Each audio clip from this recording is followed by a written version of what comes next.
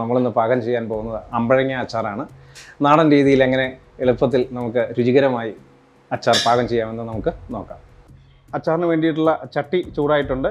നമുക്കതിലേക്ക് നല്ലെണ്ണ ഒരു 50 ml ഒഴിച്ചു കൊടുക്കാം. 1 ടീസ്പൂൺ കടുകും കൂടി നമുക്ക് ചേർത്ത് കൊടുക്കാം. നമ്മുടെ കടുക് നന്നായിട്ട് പൊട്ടി വന്നിട്ടുണ്ട്. ഇനി നമുക്കതിലേക്ക് ഒരു വലിയ കഷ്ണം ഇഞ്ചി നീളത്തിൽ അരിഞ്ഞത് ചേർത്ത് കൊടുക്കാം. അതോടൊപ്പം നമുക്ക് കുറച്ച് വെളുത്തുള്ളികൾ ചേർത്ത് കൊടുക്കാം. കുറച്ച് ഉണക്കമുളകും കൂടി ഇട്ട് കൊടുക്കാം. 10 പച്ചമുളക് കൂടി നമുക്കിട്ട് കൊടുക്കാം. നമ്മൾ കറിവേപ്പില കൂടി ചേർത്ത് കൊടുത്തിട്ടുണ്ട്.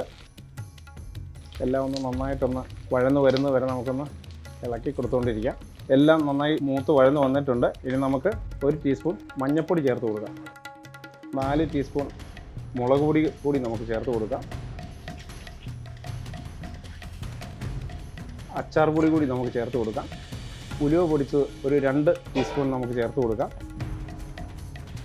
1 ടീസ്പൂൺ കായപ്പൊടി കൂടി നമ്മൾ ചേർത്ത് കൊടുക്കുന്നുണ്ട്. അതിനുശേഷം നന്നായിട്ടൊന്ന് വഴറ്റിയെടുക്കാം. നമ്മുടെ അമ്പഴങ്ങ നമ്മൾ ഉപ്പിലിട്ട് വെച്ചിരുന്നതായിരുന്നു, അതുകൊണ്ടാണ് നമ്മൾ അച്ചാർ ഉണ്ടാക്കാൻ പോകുന്നത്. ഇനി നമുക്ക് അമ്പഴങ്ങ നമ്മുടെ പൊടിയിലേക്ക് ചേർത്ത് കൊടുക്കാം. 2 മിനിറ്റ് ഒന്ന് മൂടി വെച്ച് വേവിക്കാം.